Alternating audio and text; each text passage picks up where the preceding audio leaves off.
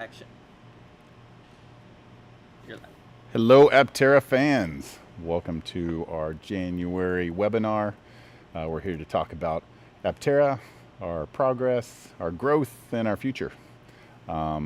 We appreciate everyone that has been able to join. Appreciate all the support we've received over the last few years to get to the point we're here today. Some legal disclaimers, but really what we hope you're all here for is to support our mission. And we believe that every journey should be fully powered by the sun. We believe that the technology we bring to bear with efficient vehicles and solar can make the world a better place through more efficient transportation, through saving you money every day for your transportation costs, and the ability to have great utility out of your vehicle. You know, the Aptera has a lot of space, it has great range, it's peppy and has a lot of performance capabilities, but it all harkens back to us believing that solar power can really revolutionize transportation, and with your help we can get there. I'll go over the topics that we're going to cover today. I'm a lone soldier because Steve is off at a great trade show today showing off some of our advanced technologies, so he wasn't able to make it, but we'll bring Blake down a little later to talk through some of our offering specifics and answer questions for everyone, but it's just me, so bear with me as we work through this presentation and take questions from everyone that we'll hopefully answer at the end. So you can ask questions in the chat, and then they have to be approved, and then they'll ask me those questions towards the end here. Yeah, the discussion board at the bottom of the offering. The discussion board at the bottom of the offering. So you're looking at the video on the offering page, you got to scroll down to ask those questions. But please ask any questions you have, and we'll be happy to try to answer them, or we'll answer them in some other fashion. On the page, it keeps a record of those questions, so you can always go back to refer to those questions, and hopefully other people can be educated by your questions. So nothing's too out there. We're going to go over our milestones, things we've reached and accomplished so far, our funding path to production, sourcing and our partners, all the great people we've coalesced to bring the Aptera into production, our validation and testing plan, our production intent vehicle build plan, our initial production ramp, how we're actually going to get this vehicle into people's hands, and our rollout across the nation and across the world. And then we'll go into our growth and IPO strategy after that, so you can see where we're kind of headed long term. Ooh, that's a pretty building. Look at all those pretty Apteras out front. We have over 47,000 reservations for the Aptera now. It's incredible to think back to just a couple years ago when we had the launch video. We took Noir downtown and shot a little bit of footage way too late in the afternoon on a Friday. But we put out that video, and in just a couple weeks we had 4,000 or 5,000 orders, so we knew that this was going to be big time. But we've steadily increased those orders, and every day we get more and more orders, and it's just amazing to see how many people are supporting what we're doing. That totals about $1.7 billion in potential revenue off of those orders. So incredible potential. We'd love to be able to build those vehicles in a year, but it will take some time to get production going and get a plan fully funded to accomplish that. We've raised about $120 million so far, more than $100 million in just the crowdfunding. We built 5 prototypes over the last couple years. All those are drivable. They've been used in different ways and for different things. We had beta as an ever-evolving platform for suspension testing and stuff. It's actually now over in Italy. It hasn't come back from the last suspension calibration and testing that we did over there. But other vehicles that really showed the vision for solar mobility and helped us evolve our design into a production design that we're building right now. Suppliers and government partnership, it's been amazing to get support from the California Energy Commission. It's paying for a lot of the equipment behind me. We have a lot of things on order to build out our solar and battery line. That's because of this wonderful grant that we got from the California Energy Commission. We also have our bill of materials well sorted. We'll go through a slide that talks about that. And we're looking forward to taking the company public. We think that as we get closer to production and we start to deliver vehicles, it'd be a great time to go public, and we'll go through why that's the case later in this presentation. And we have an amazing patent portfolio. Our engineers have created some amazing technologies. We've gone through the effort to patent a lot of that. We have 30 patents pending and 4 awarded. It takes forever to get patents through the patent office, sometimes 2 or 3 years. But we did start this process pretty early, and we are starting to show some fruit from that effort. But we did have an independent valuation of our IP portfolio, and it came back being a very, very valuable piece of Aptera. This is our current plan to production, cash flow positivity, and beyond. We're working right now to raise the $65 million we're talking about for 2024. Obviously, we're continuing our crowdfunding through this Reg CF, and we have an accredited round for Reg D investors. And with U.S. capital support, they'll fill in the rest of the funding needed for us to start production. But that first part of our plan, this 2024 raise, gets us to completing production intent vehicle builds, and it gets us to start a production and cash flow positivity. Specifically, the PI builds, we see it being a 10 to 16 vehicle program. Some of those vehicles may be used for multiple steps. It really depends on how the suppliers are ready to receive those vehicles, and sometimes their scheduling for validation and testing may not line up with certain vehicles, so it may take more vehicles because some suppliers may overlap. But if they run nice and organized, then maybe we can take a vehicle from one supplier and then just ship it to the other supplier, from testing the HVAC system to testing the ABS system. We'll also be able to complete all of our electrical systems. We have most of the control of that here because we control all of our own I/O boards. We control the infotainment computer. We control kind of all the electronics, the code, software, the firmware that runs the vehicle. So we're not beholden to any outside entities for that, but we have to fund that ourselves and finish the work here ourselves. And obviously, impact testing, crash testing, we're going to share that information with you as soon as we have it, but some of those PI builds will be destroyed for science, and we'll be able to learn a lot from those. But our simulation tools are so good now, and a lot of even automotive manufacturers, they don't have to crash test a lot of vehicles because the simulation tools are so good to show you exactly what's going to happen, what's going to fail, and how the vehicle's going to act in impact sequences. Our path to start a production and cash flow positivity is really about filling this building full of equipment and tooling and jigs and assembly stations to get the vehicles rolling. This current part of the plan is really to ramp production up to about 6,000 vehicles a year. Obviously, everything in this building is capable in one shift of producing 10,000 vehicles a year, so we're set up for that. But really, Blake's amazing job at creating our financial model has this first raise getting us to a production volume of about 6,000 vehicles a year, and that is cash flow positive. So that's kind of our first big next milestone, is get the vehicle into production, then get to cash flow positive. As soon as you're not burning money, it makes life just a lot easier.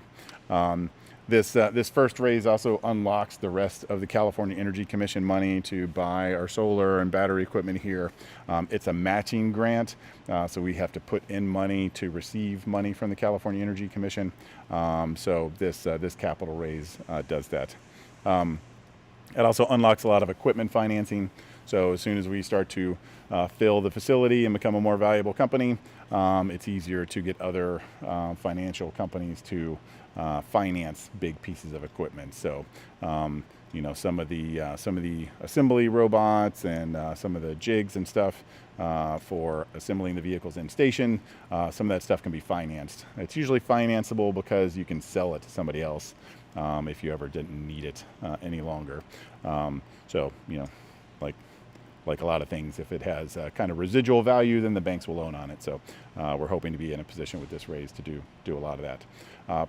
Beyond that, looking into 2025, 2026, we're really talking about growing out of this plant, scaling beyond 20,000 vehicles a year, looking at IPO strategies, Department of Energy, grants and loan programs. We've been talking with a lot of international agencies in Europe, Italy, the Middle East, about grants and loan programs in those areas. But how do we grow from a facility that can produce 20,000 vehicles a year into many facilities that can produce 150,000 Aptera a year? So our goal is to spread solar mobility as far and wide as possible, and that means getting production numbers up as high as we can. That'll require multiple factories. So right now, Blake's financial model, our financial model shows about 200 million for that expansion effort, and then looking beyond that into building factories all the way out to 8 factories. We think in 2026 to 2030, we can really start to increase our margins and enhance our free cash flow, and be operating out of 6 to 8 plants in that time frame. And that gets us up to 140, 150,000 units of production a year. Did I leave anything out, guys? Any questions coming in that I should answer while we're talking about this particular slide? There's a question about the first 3 to 6 months of production. They're wondering, can you give us an idea of the production ramp over the first? We will talk about the production ramp in future slides, but it is kind of a 6-month ramp. It could be accelerated, if supply chain allows. It's mostly how quick can we get in the parts and pieces of the Aptera to actually really ramp the production of the Aptera. So, but right now it's kind of a 6-month ramp to be at real volume production from when we start to commission the line and start to move vehicles down the line and prepare ourselves. It could be as little as 3 months. There's also just a question about the U.S. capital funds being available to Aptera. Yeah, U.S. capital is helping us to raise the remainder of our production funding needs. So we hope that this crowdfunding will go well. That's why we're all here talking about this. We'll talk about the specifics of the remaining crowdfunding at the end here, but basically we'll net some investment from the crowdfunding, and U.S. capital is there to raise the rest of that money. It's a process. It will take some time, but we're hoping July and August that's in full swing, and as we get into after August, we'll be able to start deploying that capital as we have deployed the accelerator capital and the crowdfunding capital that we've received to date. Technical and sourcing. So now getting into, okay, we have a funding path, we have the money to do this. How do we align all the partners that we need to fill this facility with the parts and equipment to actually produce these vehicles? We have amazing strategic partners. We've obviously talked about CPC in Italy quite a bit. They've been amazing at making our body structures, our binks, but also aligning us with other suppliers for things like the chassis and suspension parts. They have a whole ecosystem of suppliers in Europe there. And the Italian government has been terribly supportive of our efforts, and we think we'll hopefully have some press on that you'll be seeing soon. Monroe & Associates, Sandy and his team have just been amazing at helping us design the facility to be truly lean manufacturing, to design the Aptera to be the most manufacturable vehicle in the world.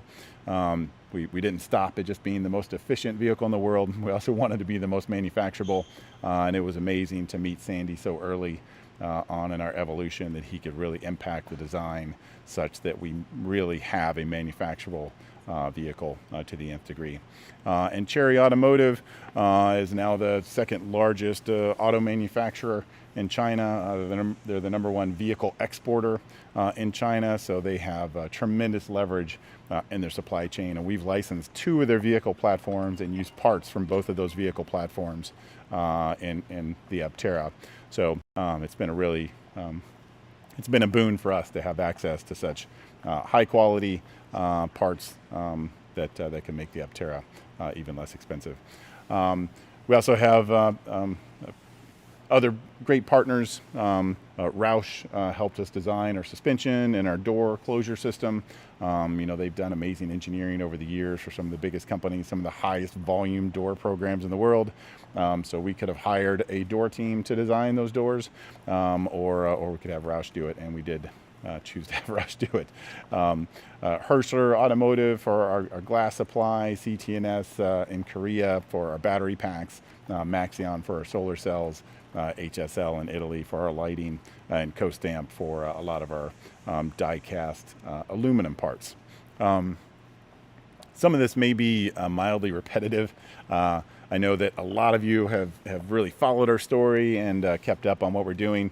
Before the education of those that are new to our story and haven't paid as much attention to a lot of these presentations, I'll maybe go over some stuff that we covered in other presentations, which we've covered some of these suppliers before. But it's exciting to finally be at a point where we're putting a pin in all these supply agreements and really getting ready for production. So it's great progress by the team here, and especially Jordan on our supply chain team working through a lot of these agreements. CPC, we've shown a lot of these parts before, but it's amazing that we have already tooled volume production body parts. So all of the carbon fiber SMC stands for sheet molding compound, but the black parts are all carbon fiber SMC and the white parts are glass SMC. But we have the body tooling in Italy to produce hundreds and thousands of Aptera bodies already completed. So we're not waiting to commission tools. We're not waiting to validate, body parts. Those tools are done and ready for production. And tomorrow, we could turn on those presses and start producing hundreds of Apteras a day with these tools. So, and they're also very, very beautiful. So much metal-y goodness in some of these big tools, and to see some of these presses at CPC are just amazing. They're huge, 30-foot tall presses. They basically bring down a match mold with carbon fiber thermoset resin goo inside, and kind of like a waffle iron, they smash closed and they squeeze the carbon fiber thermoset resin out, and then you end up with a beautiful part like our rear hatch that has the lovely dimpled solar panel imprints on it, and it's actually only one piece, so I don't think people understand the sophistication of some of these carbon fiber SMC pieces. But that rear hatch, the inner and outer is all one piece. So when you open the rear hatch, you actually see the carbon fiber SMC from the bottom, and there's no kind of closed out two-piece clamshell part. A lot of automotive parts are 6, 7, 10, 12 pieces of steel that all have to kind of clamshell together and get positioned by robots and welded together. A great thing about this carbon fiber SMC is it's so strong and it's so workable into fine ridges and shapes that a lot of the parts we can get by with just one single plane of part instead of having 2, 3, 4, 12 parts come together to make that. So the rear hatch being one part and then the solar panel just bonding to the top of it is pretty amazing engineering, and we're really proud of that engineering. You can see the whole structure here, but it is very cool to have the largest carbon fiber SMC part in the world coming from CPC to us. Chris and Audra went over to Paris to an amazing composite show, and I think everybody was just super impressed with the sophistication of our parts, and that we're able to do such large parts in such an amazing vehicle like this, designed for efficiency. Talked about Monroe. Maxion supplies our solar cells. They're actually made in the Philippines, but Maxion has been a great partner, a development partner, and they're giving us access to some advanced technologies soon, which is really, really great. Some of the partners of these companies, Monroe has worked with some amazing companies, Ford, GM, BMW, Club Car. He's been just Cirrus Aircraft, NASA. And Tesla, obviously. He's just been an amazing partner to them to really help figure out, how to make the products that these big companies are making more efficiently, more profitably. Just crazy to think of his experience set and his team's experience set, and now that's really benefited Aptera long term. CPC works with some of the world's most amazing brands, supercars that and love. But it's really amazing to go to Italy and see some of the super sophisticated supercar products that they work on, and to note that we're getting some of that engineering talent in Aptera's design. Really, some Italian heritage in the Aptera body structure. So should feel good that we're in league with some of the world's greatest supercars. We've done an amazing job with our supply chain, getting parts sourced for the vehicle. Jordan has done an amazing job, closing out a lot of these, finding companies that can make them. We are still refining a lot of this, over time. We'll even though we've maybe chosen a supplier for one particular part, as we get closer to production and excitement gets more around Aptera, we will have suppliers call us and say, hey, you're putting this part on the Aptera. We build a very similar part. I bet we could build it cheaper for you. Can we quote it? And we'll get that quote. And if it's significantly lower and it has better quality, then yeah, we'll choose that supplier to put parts on our floor. As we get closer and closer to start of production, that list of potential will close. But it's amazing to see that we're 97% sourced now. We have 97% of the parts we need sourced. We know exactly where we're going to get it. We can go get it.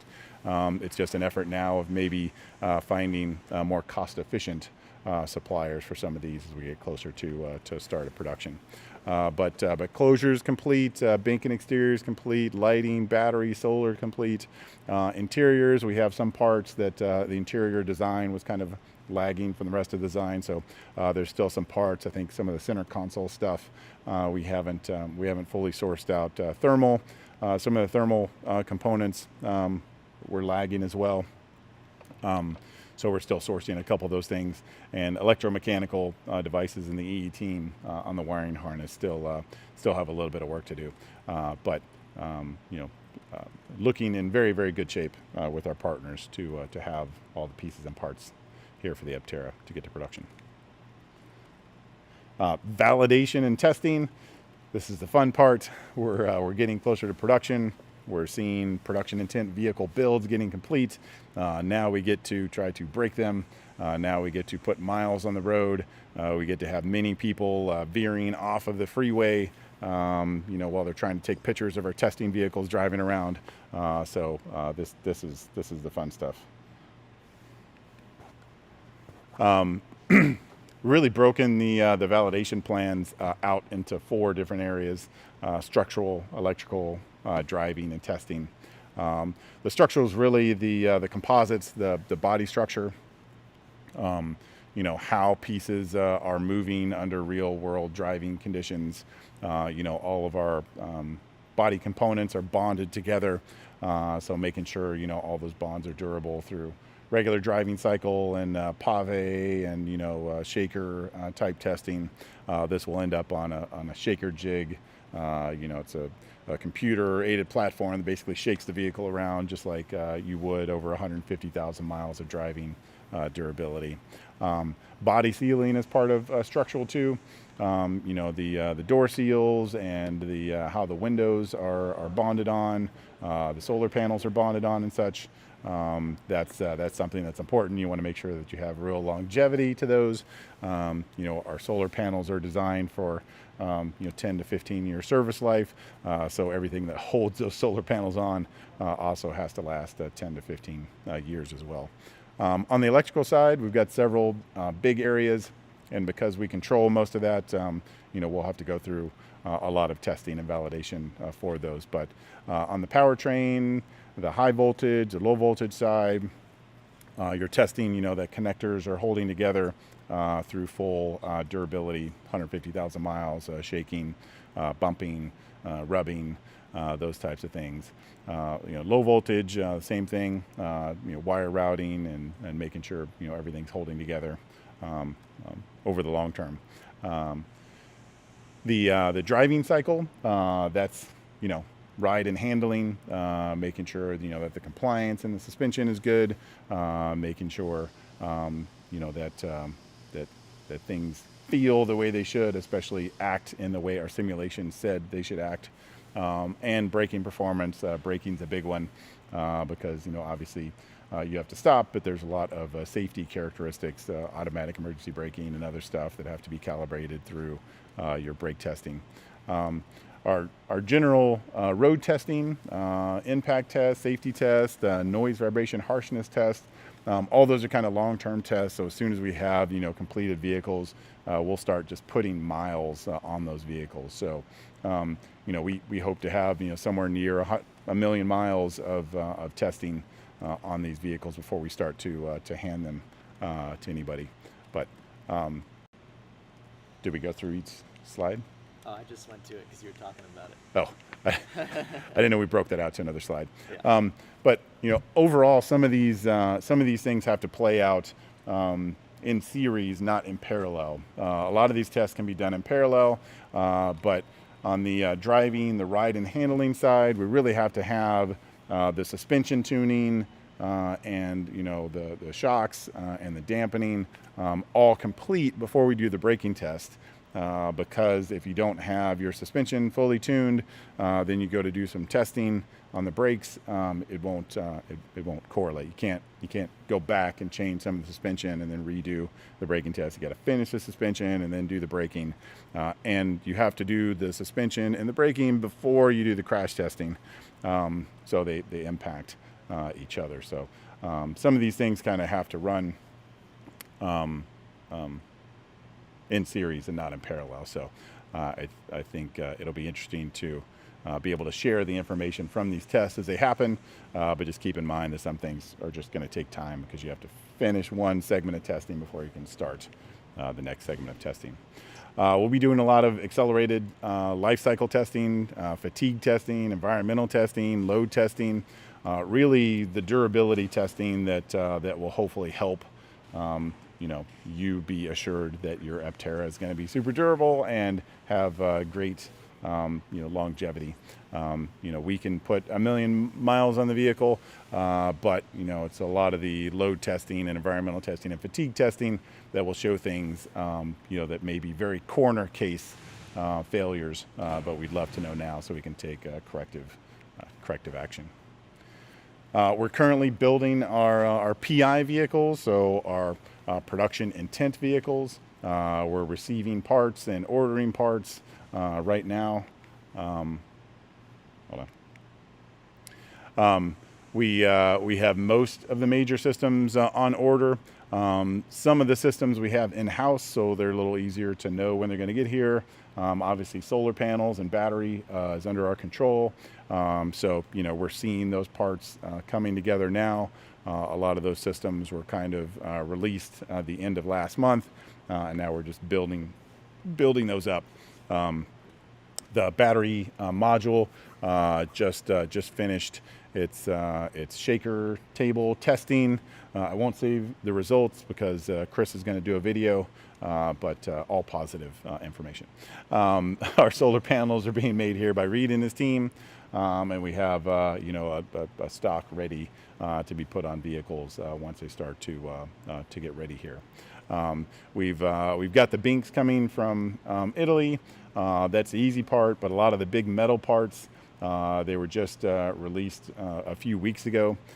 So we're still working with suppliers on getting a lot of the big die cast for the suspension, the frame, all that stuff has yet to come. But we did engage a supplier, I think, yesterday, and the lead time is not that long. So we expect to start seeing chassis parts here by the end of the month or early next month. The electrical team is doing an amazing job finishing up the wiring harness and getting all the connectors and bits ready. We got a bink here from Italy to finish the pathing for all that stuff, where the pass-throughs are in the body to other pieces and parts. There's a little more of that to do once we receive the chassis and all the big metal bits. You would think that in the computer you could spin stuff around and see exactly how stuff fits and passes through other things and does interference stuff, but some of the stuff still has to be done in the real world. So you just have to wait until you get the actual part here and then make the final adjustments once you have the parts to actually put the pieces on. Our initial production ramp, we're sitting here in our beautiful almost 80,000 square foot facility here in Southern California. This is where the first Aptera will roll off the assembly line into your and other people's hands. This facility is capable of about 20,000 vehicles a year. Every shift can produce about 10,000 a year. So with 2 shifts, we can do about 20,000 vehicles a year. But this facility, was amazingly optimized by Sandy Monroe and his team. We've got great partners in robotics and filling stations and the battery pack automation from CTNS in Korea, and Bent River for some of the solar equipment, how we're making those pieces and parts. This is where we've come from. This is where we're going. So, the last few years have been prototyping and development and zeroing in on what the production version of the vehicle should be. Really, the end of last year was the design is frozen. Now, how do we build this production vehicle? Now we're through this webinar and our other efforts with U.S. Capital, gathering the funds to actually start production. And if we can do that through this year, then in 2025 we'll start handing people the keys to their Aptera. We expect that the initial ramp will take a little while, so commissioning the lines and then ramping up the facility will probably take 3 to 6 months, and then we'll be at full production. So we hope to deliver about 5,000 units by the end of 2025, and we hope to in 2026 be able to deliver about 20,000 units. Some of this could be accelerated if things go really well, if we're able to close out this crowdfunding strong, if we're able to, with U.S. Capital, gather funds quickly. We can look into other funding options after that to accelerate our timeline. But this is our current plan. This is how we've laid it out. And this is what we talked about earlier when we talked about the $65 million that we need this year. That plan gets us these amount of deliveries and hopefully makes a lot of people happy. I think we'll become a much more interesting company once you see retail Aptera out driving in the real world and people enjoying them and telling their friends how solar mobility has changed their lives. And I think it's a totally different world for us once we really start to see the Aptera on the road. Our customers, we have an amazing customer and fan base. Most of them are in the U.S., some of them are in Europe, a little bit in Canada. We have an amazing cross-section across just the U.S., but mostly in California, Florida, Texas, so the Smile States, where people get a lot of sun, which is where the Aptera will perform amazingly too. By gender, we have many more male people that love Aptera, but we are hopefully getting to spread our story and get a lot more female engagement over time. I think that the first couple years of our existence, we were really only noted in tech publications and people that were interested in science. Most of those readers are male. So as we get closer to production and we get more mainstream coverage, I think we'll get more female, more younger audience people engaged with us. This is how we plan to roll out. This is kind of our heat map of where all our orders are. Obviously, you can see hot in Texas and Florida and California. But we have this amazing accelerator program where we have 2,000 people taking delivery of the Aptera in California. Those will be the first deliveries. Hopefully those will be able to spread the Aptera not just around America, but around the world. It gets us a lot of amazing press. It will hopefully allow us to complete the rest of the funding plan that we showed you in the first couple slides. We think the accelerator program is going to do so much for the company in terms of exposure and really help us in our growth path. We have our initial reservation holders after that that will receive the vehicles, and then I think things start to really heat up for us. We're going to have distribution centers across the nation to be able to help with delivery services, training, show you how to use your vehicle. But really we have some states that are really easy to sell into and some states that are harder to sell into. So some states like California have very little restrictions on how we sell the Aptera. So you can order it through the website, we can ship it to you, everybody's happy. There's other states where they're a little more persnickety, Michigan being one of them, where they have really strong dealer laws, so you can only sell vehicles through dealers, and that makes it more difficult. We've partnered with some tribes to be able to deliver Aptera on tribal land, and then be able to ship to some of these places. So it'll be a little more unique delivery situation in some states. But the phase 1 states are many, and most of our orders, so we don't see a lot of terrible resistance. But then getting the Aptera internationally is we've got a lot of orders internationally, so we want to see the Aptera across the world as soon as possible. We want to be able to build plants in the Netherlands and Australia and Germany and Spain. So we aspire to do that as quickly as we can too. Our brand appeal is strong. We've done a few surveys now, and it's amazing that just by seeing the vehicle, about 40% amongst 18 to 24-year-olds say yes, I like that. I think I could live with that and drive that. It's interesting to see us compared to other vehicles, people preferring the Aptera more than the Model 3 or the Nissan Leaf or the Chevy Bolt. And we think that that's amazing progress. Not a lot of people 10 years ago even had a concept of what EVs could be, but now the Tesla Model 3 being the most popular vehicle in the world, to see the Aptera being more preferred than some of these other vehicles is just an amazing place to be. Our brand engagement, we've had some amazing YouTube coverage, and our own channel gets great engagement.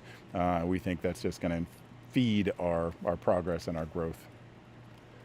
Speaking of our progress and our growth, we want to talk about some of our other. Was this a video? Picture didn't load. I don't know. It's usually a cool graphic. Oh. Well, we have a cool exploded graphic of our solar here, but it's not showing up That's so funny. on the screen. We'll post that to our social media later so you can see it. But our solar technology is compelling. It's automotive grade, it's super lightweight, it's robust, it's 10 to 15 year cycle life. It's really the first of its kind to be able to withstand the harshness of an automotive environment. So we're really proud of the technology, and also the power conversion that goes along with it. So how do you take 30 to 60 volts from your solar panel in a distributed way and in a maximum power point tracking way, and then throw it into a high voltage 400 to 800 volt battery pack?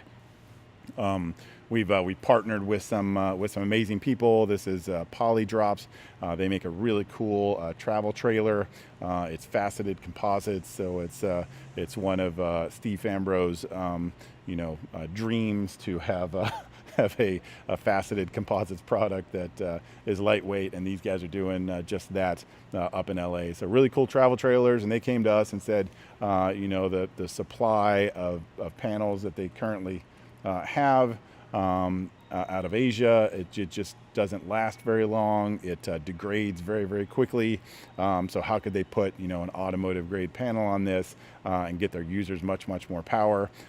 This is a pretty small trailer, you can see, but that panel was actually producing about 1,200 watts of power. So it's a good amount of power from our package, and we think this is a perfect application. And this kind of recreational environment has kind of limitless possibilities, we think, for our Aptera lightweight automotive grade solar technologies. We've also partnered with a great team at Averest.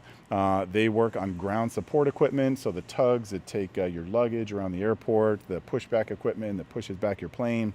All of those guys are trying to get out of propane and diesel, and they're trying to get into electric.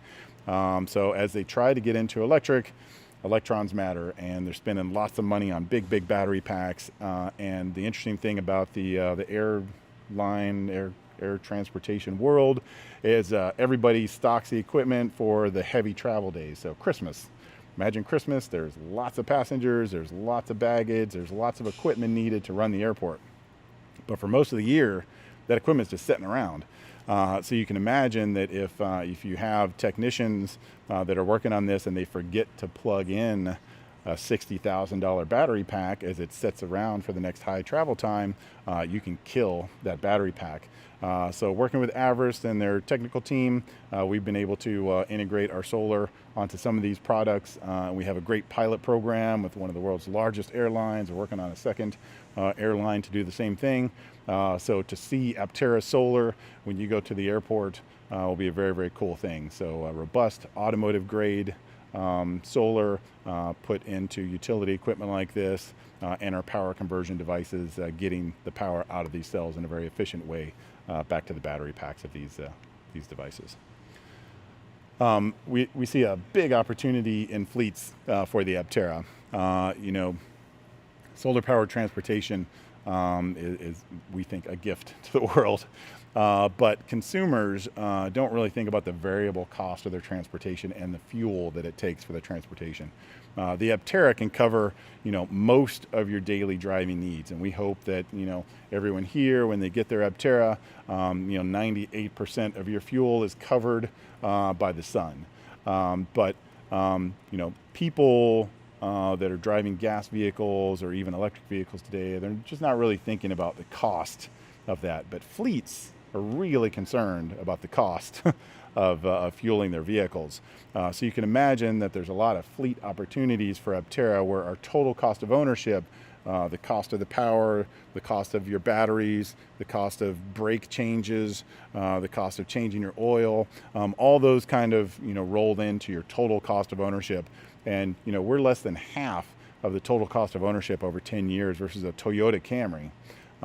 And you have a lot of companies that want to go electric, that want to go green, but they don't want to have to install the charging infrastructure to charge, say, 100 regular electric vehicles. The utility is going to say that's too much power. We don't have enough power for you to charge 100 of a typical EV on your property. So they go, okay, well, what do we do? Okay, well, maybe we get a bunch of properties around town and we have little small charging lots where they can dump enough power to charge our fleet vehicles.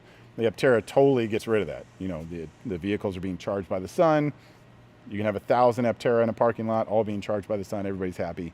If you are exceeding kind of 40 miles a day in your usage, okay, what do? Well, you only need a very small, 1,300 watt cord, a regular extension cord from your garage to charge the Aptera back 150 miles overnight.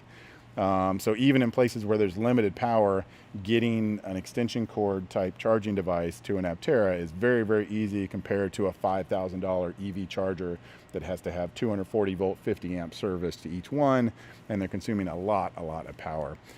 So we can see, a lot of service industry, a lot of checking meters, a lot of security, a lot of things like that being just the perfect place for Aptera. And we think our three-wheeled vehicle will evolve into other more utilitarian platforms. We'll take out the passenger seat. You'll be able to have that be more utility. We'll have a rear hatch that has more storage, possibly open like a clamshell so you can get packages in and out, deliveries in and out. But think of Uber Eats and FedEx and utility guys and security guys. We think that in the long term, we could be selling more fleet vehicles than we are selling consumer vehicles. So we think there's some great opportunity. And this graph created by Blake showing our total cost of ownership is just an amazing example of where the rest of the industry is and where Aptera is. We get so much more range, we're so much easier to charge because we're so much more efficient. And when fleet owners are kind of making purchase decisions, this graph says it all. It's about total cost of ownership and the performance of the vehicle and all the infrastructure that you need to make those things happen. Now I wanted to bring Blake to talk through our IPO strategy and some more of our growth. But this leads right into the offering terms that we have here, and then we can take some questions.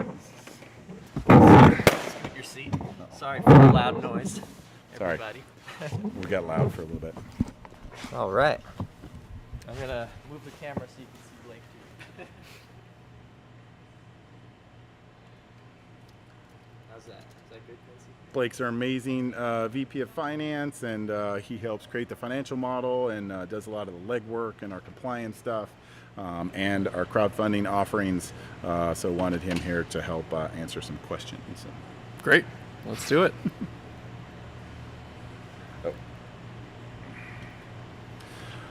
Our IPO strategy, we're positioned well to be a regular reporting company with the SEC. Blake and our team works hard, but what's involved in really a regular reporting to the SEC now? We have lots of filings to do with the Regulation A offering that we had open before. We have the new offerings that we've just posted on the SEC website, so we stay to maintain those and the continued offerings that we have as we start to carve our way in the path to go public. We think the right time to go public is when we're just starting to ship vehicles in volume.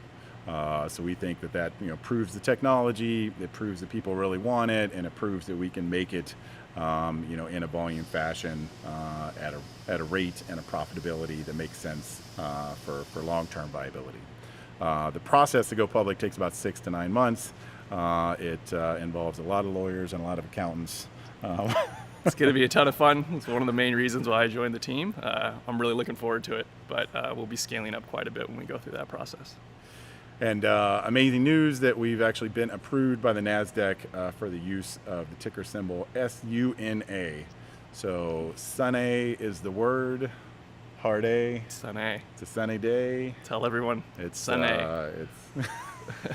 It's the future's bright and sunny for Aptera. I'm sure your comments could maybe phrase it in many other ways, but we like sunny. Being a public entity would really allow us more funding options. So, once we're a public company, we have more public liquidity. It just really opens up the different funding options that we have to grow the company. So, we think that it could be amazingly valuable to our growth, and it could allow us to do a lot of things that maybe we couldn't do as a private company. We think we have an amazing story too, so we think that the kind of public traction that we could have could be like really no other companies had. We have over 17,000 investors in Aptera now, so that's a huge crowd. We have over 1 million people following us on social media. We have an email newsletter list of over 100,000 people that we get tremendous engagement numbers out of. So when we're talking to New York types and big bank types about our IPO strategy, they all get really excited about the possibilities for us. So it brings us to our current offering and how we get into position to do an IPO. Our current Reg CF offering is on the website that you're currently on. So if you scroll down and read the offering circular, you can click on the invest button and actually invest at $10.50 a share. This offering is for a maximum of $5 million, and you can invest until June 30th. But it's not just this Reg CF offering. If you're an accredited investor, you can also invest in what's called our Reg D offering.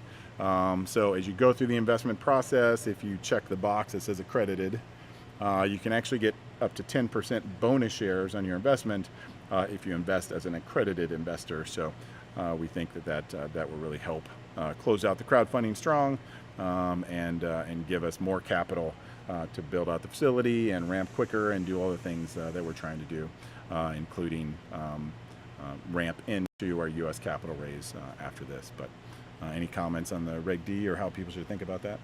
No, we opened up these two offerings to keep the crowdfunding rolling till the end of June 30th before the cutoff that we have with U.S. capital. So go ahead and invest in that. The Reg D doesn't have the max of $5 million, so you can kind of participate in that to whatever level you want. But the Reg CF for non-accredited investors will be capped out at 5.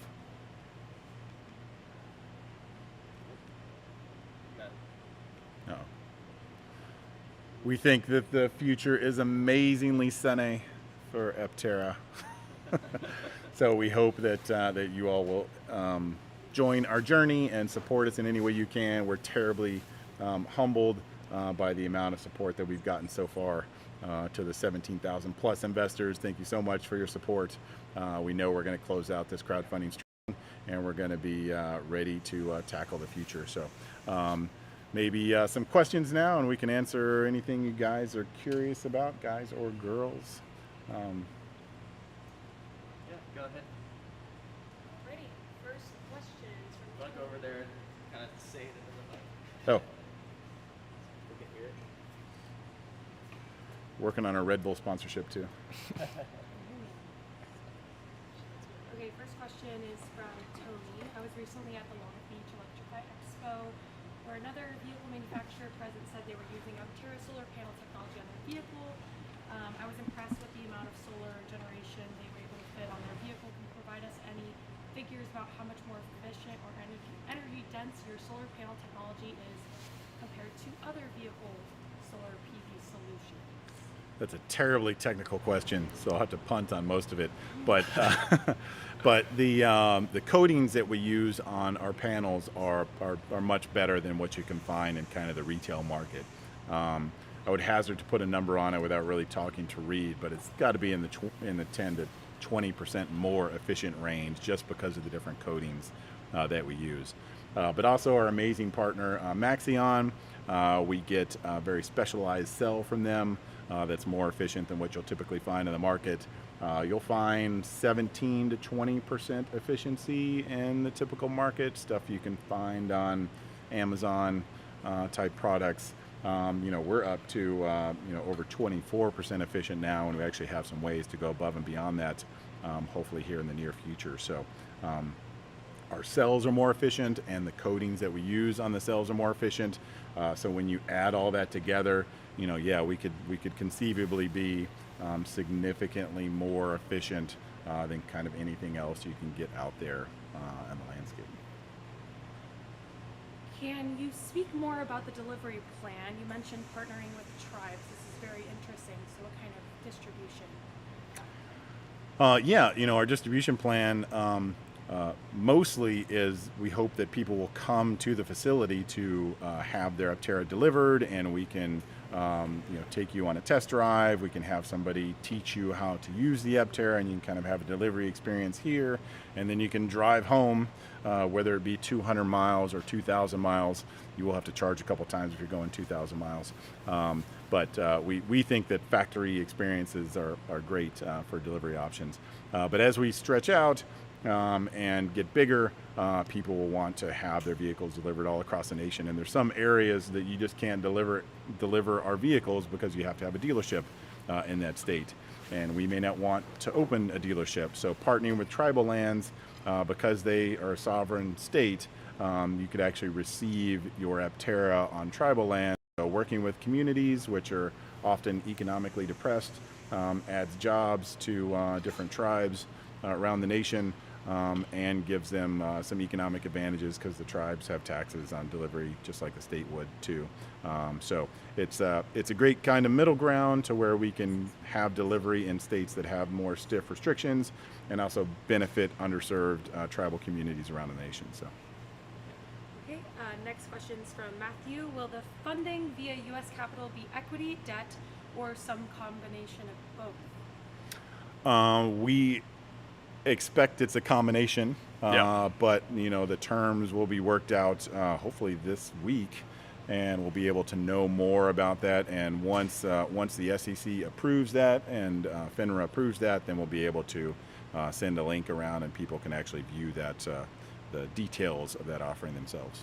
Yeah, we've done a lot of due diligence to get through the process with U.S. Capital, and we're very close to being able to announce the specific terms on that. So look forward to that coming before the end of the month. It is a different kind of round, though. It's not a round that's like open to the public like this. Right. So U.S. Capital has their own process and their own partners and their own base of people to complete that round. So, but they're excited. We have calls with them regularly, and they're excited to get going, and we're excited to work with them. They're an amazingly capable global group. And we think they'll be a great long-term partner, not just for this round, but for things we need in the future and as we go public and beyond. Okay, thank you. The next question is from Mary Lynn. Do you think this current crowdfunding will be the last, with IPO happening in the first part of 2025? We do think that we may hold the option open to do future crowdfunding. You never know the timing of an IPO, so we may keep the option open to do more crowdfunding, but our anticipation is that we finish this crowdfunding, we complete the U.S. capital round, and then we're looking at bigger funding strategies with government support or big loans or an IPO or all sorts of things. How the timing of all that and how that interplays is, we're a startup, and the number one skill we have to have is being flexible and being nimble. So we will continue to do that. Yeah, it's going to play heavily with how we work with U.S. capital and the investors that they bring our way. So it'll be in a combination with that. Great. How many Aptera might you produce during the 6-month production ramp up, and how will they be used? Will any be delivered to accelerator investors? Yeah, we expect the ramp up to be deliverable vehicles. So accelerator investors will be delivered their vehicles, and hopefully be willing to work with us. Obviously we want to follow all the initial vehicles to make sure there's no problems. We'll do a lot of internal testing and durability and shakeout here, so we'll find a lot of those little problems. But the first 2,000 vehicles that go out there, they'll be very valuable information gathering devices.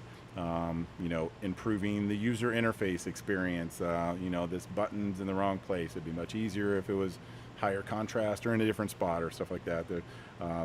Little things like that, I think will become of those first vehicles. But the ramp over the first 6 months, I mean, it's several hundred vehicles.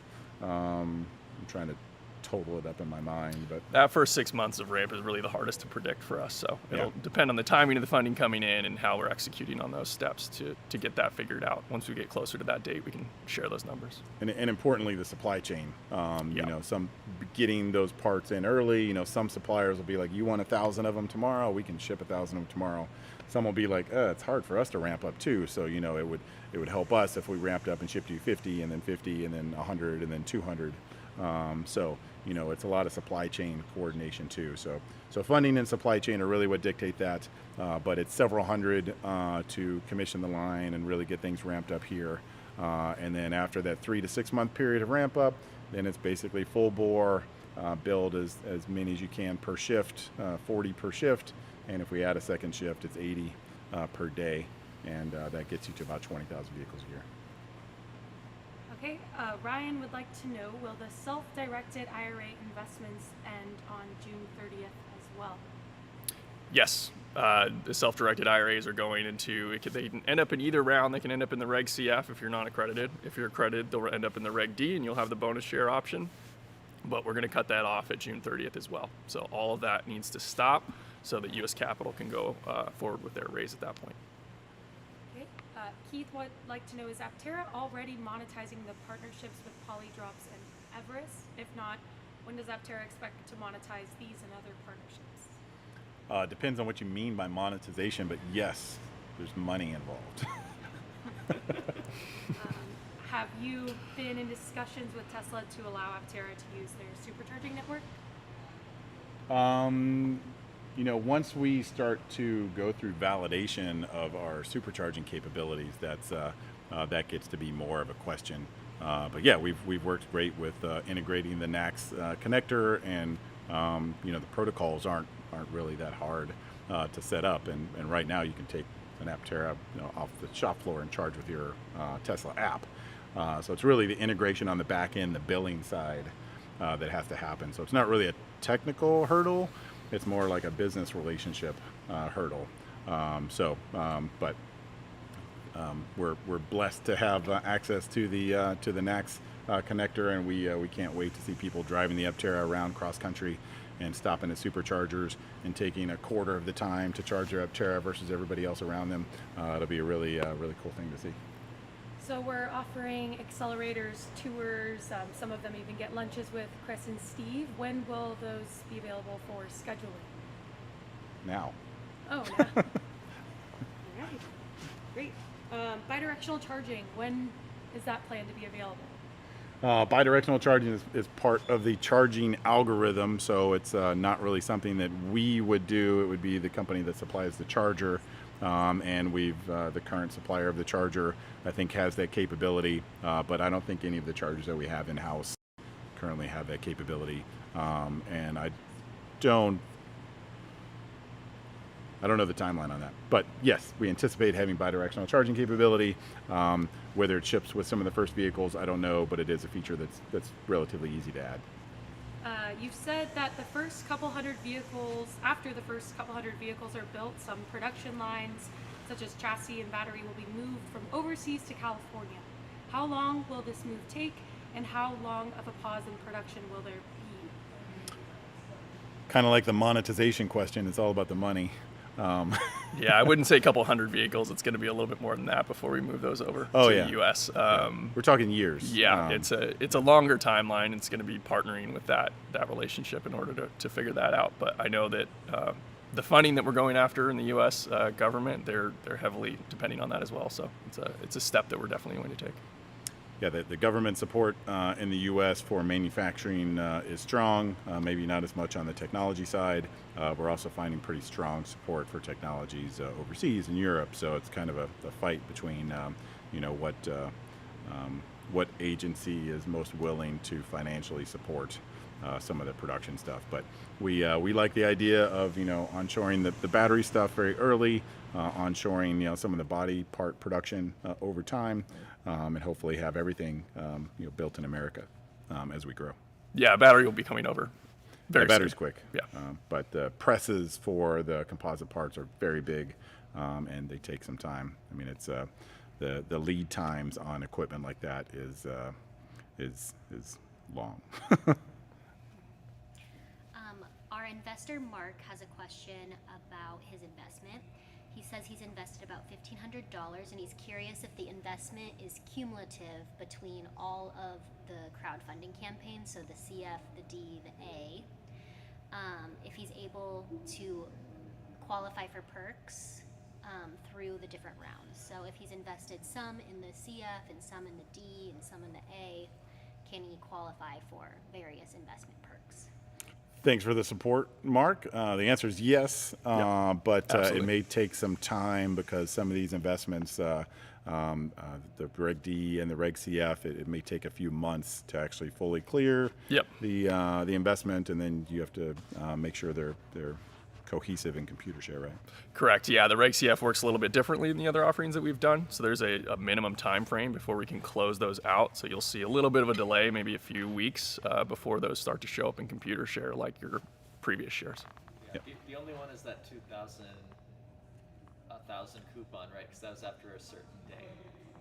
So it's like, Yeah. if you could say that. The $2,000 offer ended? No, It started. It started at a certain date, so if you invested Correct. $2,000 a long time Oh, ago. yeah. So if you invest $2,000 now, then you get a $1,000 coupon on your vehicle purchase. But that just started last year. So if you didn't invest by that date, then you don't get that offer. But everything else is cumulative. Yeah. Good question, Mark. Do you have a timeline on when Aptera reservation holders might be able to have an estimated delivery date? We hope that once we've ramped into production, we'll have much more accurate timeframes for delivery. That still is a bit suspect because we think that once vehicles hit the road, people are going to be really excited, which also increases our ability to raise funding and grow the company and align with strategic partners and the like. So that could accelerate our ability to build. You can imagine that once 1,000 Aptera are on the road and we're getting a lot of press and people are really impressed by the idea of solar mobility, that we could find a partner that says, hey, we want to build you a plant in Texas tomorrow. And we have just a facility and it's already up and it already has power and all you have to do is bring your robots over here and build. We're like, okay, sweet. That's 6 months faster than we thought we could ramp into a second factory, but great, we'll take the win. So we'll estimate, delivery dates after we start production according to the financial model that Blake and his team has created. But that could be accelerated in a number of ways just because people are excited. People are excited about the Sene possibilities. Will early accelerator vehicles or launch edition vehicles have the ability to upgrade certain parts or components such as resistive heating or comma AI, different things like that? That's a good question. I would say it really depends on what the feature is. Obviously, trading your 45 kilowatt hour battery pack for a 100 kilowatt hour battery pack may be harder because you have to have suspension changes and maybe a new belly pan and a lot of other different things. Some things like, upgrading your comma AI to the latest, hardware version, we would probably control that and we would be able to just ship you whatever the new hardware is. To use that. So a lot of the features may be relatively easy, and we'll obviously try to future-proof anything we design, and the electrical team, will make provisions for that, but it probably really depends on what it is. Yeah. Sean's asked, will the future of the company depend on continued growth, or will it be able to stabilize and still be profitable? That's an interesting question, but obviously the goal is to stabilize and be profitable. So cash flow positivity is king. This is my 9th startup. So I've been through the cash flow game, I've been through the cash flow ringer, and trust me, life gets a lot easier when you're cash flow positive. Yeah. We will definitely be growing from here. Yeah.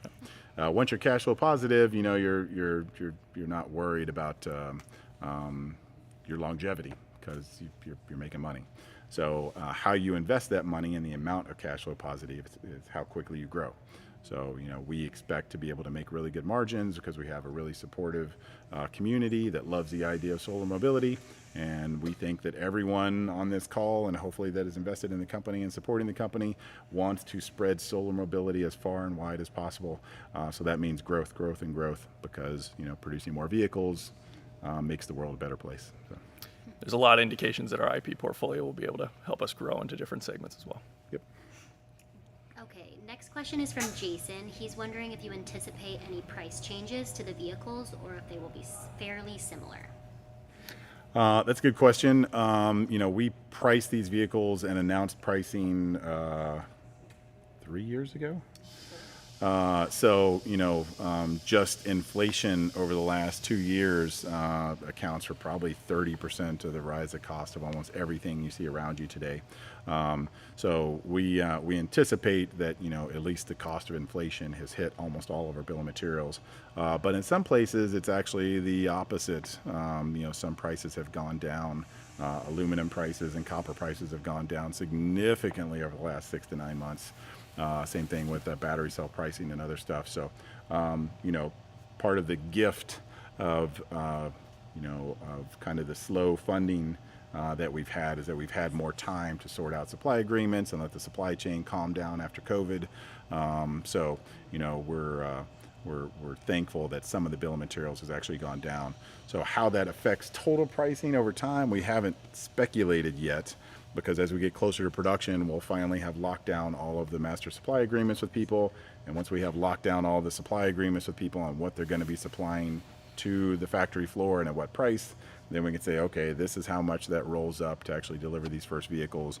And we know the first ones will be more expensive to build, but hey, 6 months after we deliver the first one, we expect things to calm down and we expect to be cash flow positive, and everybody's kind of happy, and this is what we're comfortable selling the vehicle at. It's $35,294, and that works with our financial model. So that's a long-winded answer to your question, but that's kind of the basics.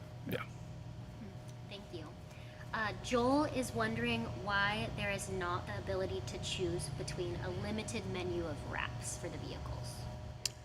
A great question, which harkens back to our manufacturing model and Sandy's suggestion to be the most manufacturable vehicle in the world means you can't paint it, because the paint shop is very expensive and time consuming, and you'll spend half of your expertise just figuring out the damn paint. The CPC relationship gets us beautiful exterior body panels that right after that part comes out of the mold, you can put a sticker on it, and the sticker can be any color you want. The problem for us initially is we don't want to have a wrap shop in addition to our factory floor. So just choosing one launch color makes it much easier. You have one corner of the shop that's 300 square feet that the vehicles are wrapped at before they actually ship out the door, and it only has one color wrap, so they're all cut the same. You know, you'll have a cut pattern, and then 2 people will apply the wrap to each vehicle. Storing 15 different colors of that wrap gets very cumbersome, and then you have to, you know, assign the color to the wrap at the end.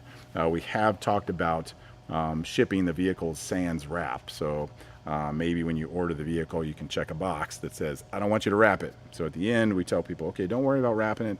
We're going to ship it to this person, and when that person receives it, we'll be able to send a local shop a DXF file, a drawing file for how to cut the wrap, and they'll cut it for you, and then hopefully in just a couple hours, they can make your Aptera pink or purple or all the colors of the rainbow or patterns or Hello Kitty or... Yeah, my preference. My daughter's terribly into Sanrio, so she loves the Hello Kitty and the cinnamon roll, the bunny. So her Aptera will probably have the bunny on it somewhere. Yeah, Paw Patrol would probably be my choice. Yeah. That's awesome. Okay, this question is from the Gales. They would like you to clarify your statement about accelerator deliveries. Is California first, or are accelerator deliveries first? Accelerator deliveries are first. Absolutely. Okay. Scott wants to know, does Aptera have or plan to put into place lobbyists or any other means to qualify for the EV tax credit? Are those plans in place, and can we get an update on progress? Yeah, Dwayne with the Livingston Group has been lobbying on our behalf for quite a while, and we're working on just that right now. The ability of Congress to pass sane legislation is maybe more difficult than we. Getting the government to do things that we want to do is very difficult. So I would say we don't have a time frame for when that could happen or why, but we are working on it. But that lobbying group has done a ton of great work for us. They're a huge supporter of our team. They're a big reason why we're able to, lock in that CEC grant. So we have a big thank you out to those guys at the Livingston Group. Yep. Can you comment on the new Reg CF Issuance Express webpage? There's a maximum allowed investment amount, and what that is. What that means? It's probably because the maximum we can raise from non-accredited investors on the Reg CF is $5 million. So we can't have. And is there a percentage of their income? Oh, as of a percentage, yes, there are some percentage of income regulations on there that I don't know specifically, but we'll have an FAQ that will address any of those specific questions that'll be posted on the site today. Thank you. Great. Paul, he's very community minded, just like us. He wants to know that once we launch, will they be able to know who in their area owns an Aptera? It would be great to have a local community support system where we can opt in for sharing name, email, location for other Aptera owners in their area.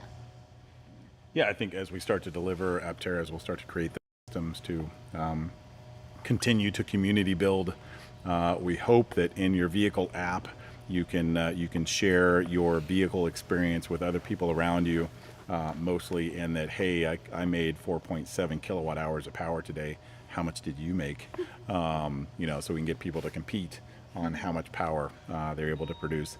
But hopefully have some communication built in there so people can also meet up and talk about Aptera and share their experiences and encourage other people to jump on the solar mobility bandwagon. Okay, thank you. Next question is from Jacob. He wants to know when production hiring will happen, and if you have an idea of how many people you might need to hire for a shift of 6,000, 10,000, 20,000 vehicles. Yeah, the production staff is really slated for 10,000 vehicles a year. There's probably 30 people in the actual assembly of the vehicle, and then another 50 in support. So we'll be looking to hire first shift people probably in the next 6 months. Yeah. So if you're interested in coming to work with us and making the world a sun-air place, then look for job recs. We put them out on our website. Okay, this is questions from Matthew. At what stage will you consider additional vehicle models, like those with more seats, etc.? We're considering them now, but you know, the three-wheeled vehicle we think holds lots and lots of promise, not just for the consumer market, but also for the commercial market. So those fleet vehicle sales will kind of be the next step in our evolution. So get this first initial vehicle launched, deliver on our 47,000 orders, and then talk about how do we build fleet vehicles that meet the needs of delivery and service around the US. Then, okay, how do we take aerodynamic efficiency, solar powered, and put it into other forms and shapes for either larger applications or, you know, who knows what sorts of forms that will take. But there may have been an Easter egg in this presentation that could show you what forms those could take. But we may be about out of time here for questions. Is there anything Wrap it up in a bow. pressing? Wrapping it up in a bow. We think the future is very sunny for Aptera, and we're so appreciative of everybody here jumping in on this call and asking great questions. And jump to the bottom of the investor site to read our frequently asked questions if you have any thoughts.